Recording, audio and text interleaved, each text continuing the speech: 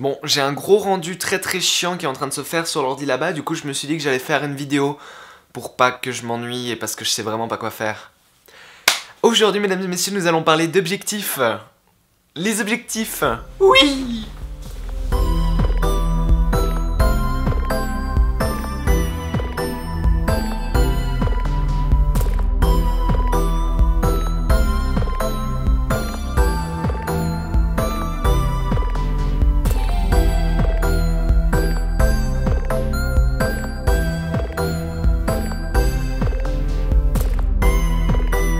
Je sais pas ce que je viens de faire là en fait, mais...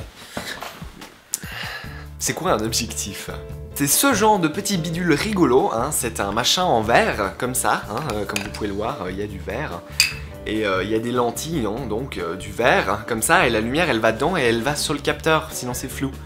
Est-ce que c'était pas la plus mauvaise définition de l'objectif que vous avez jamais vue de votre vie? Alors maintenant je vais vous expliquer comment comprendre les objectifs. Parce que là, si je vous dis tout de suite, qu'est-ce que c'est quoi un 105 mm 2.5, vous me dites, mais je sais rien. Voilà, donc je vais vous expliquer. Quand on parle d'objectif, on parle des deux caractéristiques principales qui définissent l'objectif plus ou moins. La première, c'est la focale. Distance de focale, pour les noobs, on peut aussi appeler ça le zoom, hein. C'est en millimètres, ça s'exprime en millimètres ou plus rarement en centimètres. Globalement, ça correspond à la distance qu'il y a entre le capteur et les lentilles. Alors c'est plus ou moins faux, mais c'est quand même juste. C'est comme ça que c'était défini à la base et aujourd'hui, c'est plus défini comme ça puisqu'il y a d'autres facteurs qui font que voilà. Un 105 mm, c'est un objectif qui a une longueur de 105 mm et donc ça va définir votre cadre. Plus le nombre de millimètres est faible, plus votre angle est large. Par exemple, l'objectif qui me filme maintenant est un 10 mm. L'objectif que j'ai dans la main est un 105 mm. Si je les inverse, attention je vais faire ça tout de suite, je vais les inverser, donc j'enlève mon 10 mm. Voilà, ça c'est à quoi ça ressemble sans objectif, hein. Et oui, c'est très dangereux d'enlever l'objectif comme ça, mais je m'en fiche parce que j'ai un réducteur de focale. Ça veut dire que ici, il n'y a pas mon capteur en fait, mais j'ai une lentille devant le capteur. Ce qui fait que je peux le faire sans risquer de mettre de la poussière sur mon capteur. Et voilà. Voilà, je l'ai complètement cassé. Donc comme vous pouvez voir, le 105 mm, c'est un petit peu plus zoomé qu'avant, hein. Là je me suis reculé parce qu'avant j'étais là, mais je peux pas faire la mise au point aussi proche que ça malheureusement. J'adore cet objectif parce que quand je ferme le diaphragme, le bokeh, hein, donc le bokeh c'est ces petits ronds là, et il devient, ça devient des heptagones, et ça reste pas rond, ce que je trouve rigolo. Donc je vais repasser, voilà, donc le 10 mm est là dans ma main, hein. Je vais repasser sur le 10 mm je vous propose. Voilà, donc j'étais à peu près à cette distance là avant. Vous vous rendez compte la différence? Et bien maintenant ce que je vais vite fait vous expliquer, c'est globalement à quoi ça correspond les millimètres. Enfin je veux dire, comment est-ce que vous pouvez connaître un objectif? Les objectifs de base sont des zooms, et les zooms ils ont deux valeurs en millimètres. Ils ont par exemple, voici un 70-200. Qu'est-ce que ça veut dire en fait que c'est un 70-200? Ça veut dire que vous pouvez varier la focale en passant de 70 à 200. 70 à 200, et tout ce qui est entre deux, donc par exemple si je le mets comme ça, bah là j'ai du 100, là j'ai du 200, là j'ai du 70, voilà, c'est un zoom, parce qu'il peut zoomer, voilà, c'est clair? Donc 14 mm c'est de l'ultra grand angle, 16 mm c'est toujours de l'ultra grand angle, 20 mm c'est toujours de l'ultra grand angle mais un petit peu moins, 24 mm c'est du grand angle, 28 mm c'est toujours du grand angle, 35 mm c'est un grand standard, 50 mm c'est le standard puisque ça correspond à la portion nette de la vue humaine, à peu près. 85 mm, 85 mm c'est du portrait en fait, je pense que ça a un nom, on appelle ça un télécourt en fait, mais moi j'appelle ça portrait parce que le 85 c'est l'objectif qui n'a pas de distorsion, donc il est fait pour le portrait. 100 mm c'est un télécourt, 200 mm c'est un télé, 300 mm c'est un super télé, 400 mm c'est un super méga télé de la mort qui tue, et puis un 1000 mm ça existe, et ben ça c'est une maison en termes de prix, voilà. Donc c'est comme ça que vous devez connaître les objectifs, hein. Si on vous dit 16 mm, vous voulez vous dire « Ah oui bien sûr, un ultra grand angle, un 50 mm, oh bah oui, le standard voyons, tout le monde a un 50 mm ». La deuxième caractéristique du petit objectif, c'est le diaphragme. Donc ça, comme je l'ai dit au début, c'est un 105 mm 2.5 parce qu'il a un diaphragme maximum de f2.5. Donc je vous montre le diaphragme. Est-ce que vous voyez le diaphragme? Je pense qu'on le voit bien. Diaphragme. C'est assez clair, je pense que je peux pas être beaucoup plus explicite. Donc le diaphragme vient modifier la luminosité qui entre dans l'objectif. Que la valeur de diaphragme, elle est écrite sur l'objectif, ou si vous avez un appareil plus récent, la valeur de diaphragme, et c'est dans un des paramètres de l'appareil. Ça c'est un objectif de 1970, et comme vous le voyez, en 1970 on réglait le diaphragme sur l'objectif. Mais si vous avez un appareil Canon tout à fait récent, ou un Nikon tout à fait récent, la bague de diaphragme, elle n'est pas là-dessus, hein. C'est une roulette à tourner dans l'appareil. Le paramètre du diaphragme, c'est un F quelque chose en fait, puisque c'est la focale divisée par la valeur de diaphragme. Donc ça c'est un 2.5, donc ça veut dire que c'est un 105 mm divisé par 2.5, ou on peut l'abréger à F 2.5. Parce que ça veut dire qu'on divise la focale par 2.5. Ou on peut faire 105 divisé par 2.5, c'est la même chose, puisque f égale 105 sur cet objectif, bien entendu. Si c'est un autre objectif, la valeur est différente, enfin voilà. On va pas entrer dans les détails, on l'a déjà fait, c'est trop tard. Ce qu'il faut retenir en fait, c'est que plus le chiffre il est petit, plus c'est lumineux. Et que le diaphragme est variable, c'est-à-dire que... ça c'est un objectif 2.5 parce que le diaphragme maximum est 2.5. Ça c'est un 1.8 parce que le diaphragme maximum est un 1.8. Mais en réalité, lorsque je le mets sur mon appareil, je peux choisir un diaphragme de 2.5, comme un diaphragme de 22. Comment choisir un objectif? Eh bien il vous faut la focale qui vous plaît le plus. Soit la focale que vous avez besoin, soit celle qui vous plaît le plus. Je peux pas vous dire laquelle vous avez besoin, et je ne peux pas vous dire laquelle vous plaît le plus. Par contre, je peux vous dire qu'il faut toujours un diaphragme grand. Plus le diaphragme est grand, mieux c'est, tout simplement. Voilà. C'est pour ça que je recommande à tout le monde le Canon 50 mm 1.8. Parce qu'il coûte vraiment pas cher. Il coûte moins cher que n'importe quel zoom Canon. Et ce que je peux vous dire, c'est que même le plus cher et le plus pro et le plus gros de tous les zooms Canon n'ouvre pas à 1.8, comme ce petit Canon en plastique le fait. Par définition, vu qu'un diaphragme plus gros égale plus de luminosité, 1.8, c'est toujours trop bien. Voilà, c'est pour ça que cet objectif, tout le monde doit l'avoir. 50 mm 1.8, 1.8, ça veut dire que l'appareil, que l'objectif peut laisser passer un maximum de lumière qui est bien plus grand qu'un zoom qui est à 5.6. À titre d'information, passer de 5.6 à f2, vous gagnez 8 fois plus de luminosité. 8 fois. Ça veut dire qu'au lieu d'être à ISO 3200, et ISO 3200, votre image elle est moche, mais je vais pas vous expliquer ça aujourd'hui, vous serez à ISO 400. Ouais, c'est assez foufou. Parce que ISO 400, là, l'image, elle est très belle. Alors que 3200, elle est très moche. Donc vous améliorez clairement la qualité de vos photos en prenant un objectif beaucoup plus lumineux. Et ça vous permet d'avoir des vitesses d'obturation qui sont bien plus rapides pour faire des photos ultra nettes, même si votre sujet bouge dans tous les sens, même si vous êtes à main levée. Voilà, c'est pour ça que c'est indispensable. Voilà, je sais pas si j'étais très clair jusque là, donc je vais vite fait vous parler d'un dernier truc qui va rendre tout ce que je viens de vous présenter encore plus confus. On va parler du crop factor. C'est le fait que pas tous les appareils photo ont un capteur de même taille. Et donc on a ce qu'on appelle un crop factor, c'est-à-dire un facteur de recadrage qu'il faut appliquer à la longueur de focale et au diaphragme. Parce que les maths c'est très fun. Wouhou! Donc globalement, selon l'appareil que vous prenez, vous aurez un capteur qui est plus petit ou plus grand. Et il faut donc appliquer un crop factor qui correspond à la taille de votre capteur. Alors je ne vais pas vous dire comment calculer le crop factor parce que je ne sais pas vraiment, mais vous cherchez sur internet, vous googlez. Hein. Vous googlez simplement Canon 650D crop factor et vous trouverez probablement votre crop factor. Moi je vous le dis, c'est 1.6. 1.6. Un Canon 650D a un crop factor de 1.6. Ce qui veut dire, mesdames et messieurs, que vous devez multiplier votre focale et votre diaphragme par 1.6 pour obtenir l'équivalent du crop factor de 1. Le crop factor de 1, c'est le crop factor full frame. Le crop factor full frame, ça correspond à la pellicule 24-36, très utilisée par tous les pros, et ça correspond également au capteur 24-36 qu'il y a dans tous les appareils photo de pro. Moi je suis un pro, donc j'ai un 24-36. Et du coup, quand je vous dis que le 50 mm il est bien, eh ben je parle du 50 mm 24-36. Sauf que vous avez un 650D. Et le 650D, faut faire x 1,6. Donc votre 50 mm 1.8 deviendra un 80 mm 2.8. De tête. Presque de tête. C'est là que j'ai déjà fait le calcul, mais je me rappelle plus. Mais de tête, j'essaie de m'en rappeler. Quand vous mettez un 50 mm 1.8 sur votre Canon 650D, hein, si vous avez un autre Canon c'est différent, mais sur un 650D, c'est comme si sur le mien, sur mon 24-36, sur mon plein format, sur mon crop factor de 1, sur mon full frame, je mettais un 80 mm 2.8. Voilà. Donc vous avez moins de luminosité, parce que vous avez que du 2.8. Alors en réalité c'est du 1.8, sauf que votre appareil photo va automatiquement augmenter ses ISO, mais de manière discrète, c'est-à-dire que le capteur va automatiquement donner plus de puissance pour obtenir la même valeur d'ISO. C'est très galère à compliquer, c'est très galère à comprendre, c'est très compliqué à comprendre, c'est très galère à compliquer comme j'ai dit. En gros, vos images elles sont de toute façon moins bonnes parce que vous avez un capteur plus petit. Voilà, c'est ça l'histoire.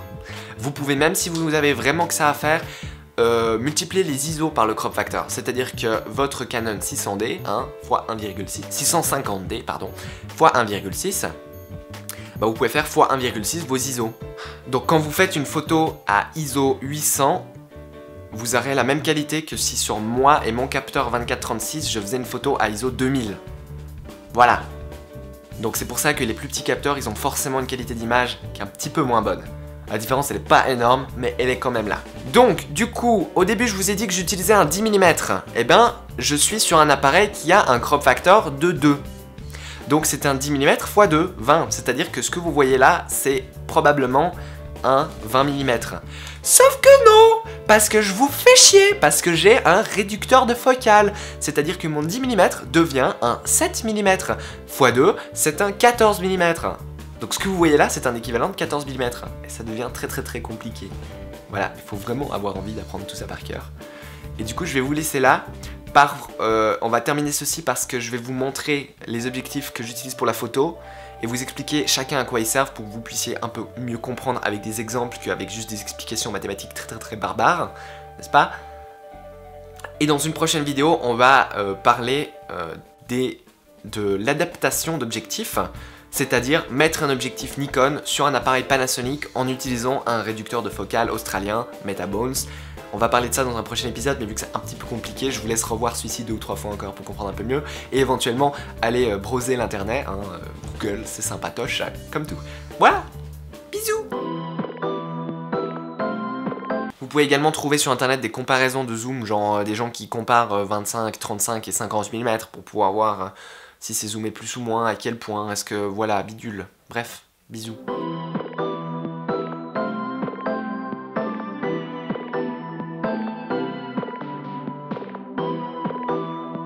Donc là tout de suite j'ai la flemme de augmenter la taille de mon trépied, donc du coup vous allez voir que mon torse. Du coup on va regarder ici mes objectifs que j'utilise pour la photo. Donc on va commencer. Alors c'est un crop factor de 1, mon Canon est un crop factor de 1, donc c'est tout x 1, hein, voilà. Donc j'ai un 24-70 qui est un grand angle 24-70 à...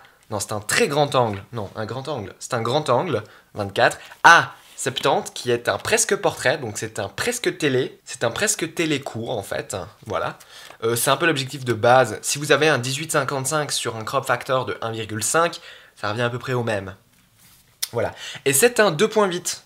Donc 2.8, ça veut dire que le diaphragme est assez grand, hein, surtout que c'est un 2.8 constant, ça veut dire que vous zoomiez ou dézoomiez, c'est toujours 2.8, alors que certains objectifs n'ont pas un 2.8 constant, et donc quand vous zoomez et dézoomez, eh ben, ça change. Là j'ai un ultra méga grand angle qui est un 14 mm, qui vous donne approximativement la même image que ce 10 mm là, c'est d'ailleurs des objectifs de la même marque qui se ressemblent énormément, ceci c'est la version spéciale pour les petits capteurs, et voici la version spéciale pour les grands capteurs. Donc 14 mm, c'est un Samyang, c'est un objectif 100% manuel, mais très sympa, et c'est aussi un 2.8, donc c'est toujours très lumineux. Voici le 50 mm 1.8, très important, et j'en parle à tout le monde parce que c'est vraiment l'objectif que vous devez acheter. S'il y a bien un objectif que vous devez acheter, c'est celui-ci, puisque il coûte, comme je l'ai dit, moins cher que la plupart des zooms de Canon et qui vous offre une luminosité qui est meilleure que le meilleur des zooms de Canon. Le meilleur des zooms de Canon, je sais pas combien il coûte, mais il est probablement aux alentours des 3000 francs. Donc pour 100 francs ici, vous avez un objectif qui va vous donner de meilleures photos en basse lumière qu'un zoom à 3000 francs chez Canon. Donc c'est un excellent objectif sympatoche. Et puis quand vous avez un diaphragme plus grand, ça permet également d'accentuer le flou d'arrière-plan. Donc si vous voulez faire des portraits avec un joli flou d'arrière-plan très artistique et très pro, c'est l'objectif que vous devez acheter. On m'a d'ailleurs prêté en exclusivité le 50 mm 1.8, l'ancienne version, hein. Je voulais les comparer, mais en fait c'est vraiment tellement la même chose que du coup je l'ai pas fait.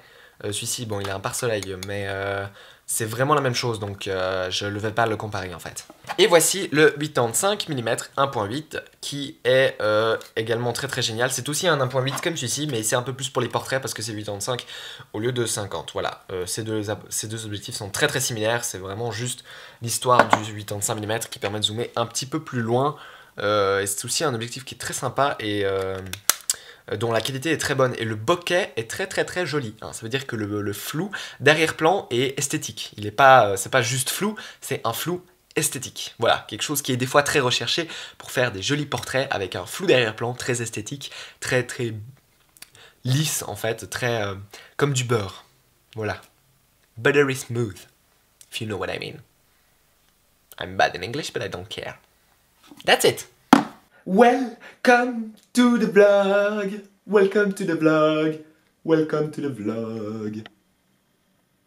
Qui est enregistré juste après la partie d'avant. Donc très très intéressant. C'est quand même là. Donc aujourd'hui dans la partie vlog, on va parler de deux choses. Un, je vais vous montrer une astuce qui... Est-ce que j'ai pris des coups de soleil? Je me sens tout rouge. Je vais vous montrer une astuce qui va rendre votre G7X meilleur qu'avant. Non, j'exagère, mais je vous montre ça juste après, ce sera très sympa. Mon téléphone LG G4, magnifique, que j'arrête pas de recommander à tout le monde parce qu'il est vraiment trop bien, il est mort. RIP, rest in peace, je n'ai rien fait pour ça. Il est mort tout seul, il a pété un câble et il est mort. Il a passé l'arme à gauche. Je vais l'emmener en réparation demain, non pas demain parce que j'ai pas le temps, parce que je voulais y aller demain mais je peux pas. Donc du coup je vais y aller mercredi au lieu d'y aller demain. Non, parce que demain je dois aller voir un pestacle. Ça a l'air chouette. Je vais vous montrer l'astuce qui rend le G7X meilleur qu'il l'était. Donc c'est en relation avec les explications que j'ai fait un peu plus tôt dans la journée.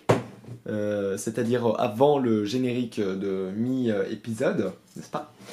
Et c'est en rapport, donc si vous n'avez rien compris, eh ben, regardez-le. Mais peut-être écoutez l'astuce d'abord parce que c'est peut-être un peu plus simple pour vos cerveaux. On va voir ça de suite. Donc voici le G7X en face de moi, petit appareil très très sympatoche pour vlogger, il faut pas que je parle trop fort parce que sinon ça va saturer. Ah oui, alors ce que je voulais vous montrer, c'est que le G7X, c'est que quand vous faites des vidéos, le G7X vous l'utilisez probablement en mode automatique, ce que je vous recommande parce que ça fonctionne très très bien le mode automatique, n'est-ce pas?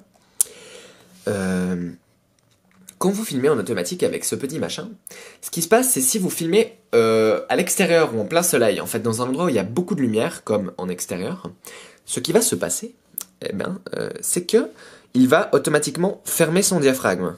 Mais genre fermer le diaphragme très petit, pour permettre en fait d'assombrir l'image, parce que sinon c'est trop lumineux. Donc voilà, il va fermer son diaphragme, et il va fermer le diaphragme aux alentours de F11 ou... mes genoux. Et le problème, quand on ferme le diaphragme, c'est qu'il se passe deux choses. Un, on a de la diffraction, donc ça baisse la qualité. Alors honnêtement, la différence, elle est très faible, mais elle est quand même là. Et deux, eh ben, ça fait que tout est net. C'est-à-dire que tout va être net de proche à loin. Et dans certains cas, ça donne pas joli que tout soit net. On aime bien avoir un peu de flou d'arrière-plan. Donc je vais vous montrer une astuce en quelques boutons. Alors, vous cliquez sur Funkset. Alors, ça doit être avant d'enregistrer. Pendant l'enregistrement, ça ne marche pas. Et vous descendez sur ND et vous cliquez OK. Et là, ce que ça fait, vous le remarquez peut-être même que vous l'entendez. Écoutez. Non, je pense pas que vous l'entendez, mais ça va globalement mettre un petit filtre un petit filtre ND, en fait, qui est un filtre qui assombrit l'image. Donc, le filtre, il est dans l'optique et il va se déplacer devant le capteur, si vous voulez. Hop. Et quand il met ce filtre, en fait, ça va assombrir l'image beaucoup. Et du coup, l'appareil, vu qu'il est en mode automatique, il va automatiquement réouvrir le diaphragme pour compenser. Et du coup, qu'est-ce que ça fait? Eh ben, ça va augmenter la netteté et ça va également augmenter le flou d'arrière-plan. Et donc, si vous filmez dehors et que vous voulez avoir un joli flou d'arrière-plan, eh ben, c'est comme ça qu'on fait avec le filtre ND. Voilà, désactiver, activer. Par contre, si vous filmez dans un endroit très sombre ou le soir, il faut toujours désactiver le ND parce que si vous ne le désactivez pas, votre appareil va devoir augmenter les ISO. Hein, c'est marqué ISO auto là. Et s'il augmente les ISO, vous aurez du bruit et l'image va perdre en qualité de couleur et en qualité de netteté. Donc impérativement, pensez à désactiver les ND quand il fait sombre ou en intérieur et réactiver le filtre ND quand vous allez dehors ou quand il fait très très beau. Donc voilà, je me suis mis sur mon balcon en plein soleil parce que c'est déjà presque le soir et il n'y a plus beaucoup de soleil. Mais là il y a trop de soleil, voyez-vous, donc je pense que je vais mettre des lunettes. Mais bon, donc là le filtre ND est désactivé, regardez la netteté des bâtiments derrière. Alors c'est cool d'avoir tout qui est net comme ça, c'est très pratique. Mais ça fait un peu smartphone, ça fait un peu moche en fait. Donc du coup je vais activer le filtre ND et vous allez pouvoir comparer. Donc voilà, avec le filtre ND comparé, activé, je sais pas s'il y a une grosse différence, mais il devrait y avoir quand même une différence. J'arrive pas à voir parce qu'il y a trop de soleil pour que je puisse regarder mon écran. Bon, voici un deuxième exemple avec un peu moins de lumière, donc le soleil est derrière moi. Ça marche mieux quand il y a moins de lumière, donc ça c'est sans le filtre ND. Voilà, et ça c'est avec. Donc il y a peut-être un peu plus de flou. Bon, la différence elle est jamais énorme, mais ça peut faire quand même une petite différence. Et puis c'est sympa d'avoir un petit peu plus de flou d'arrière-plan des fois. Voilà, alors l'idéal c'est toujours d'essayer de filmer en manuel si vous voulez vraiment accentuer cet effet. Mais sinon le filtre ND ça aide un petit peu. Voilà.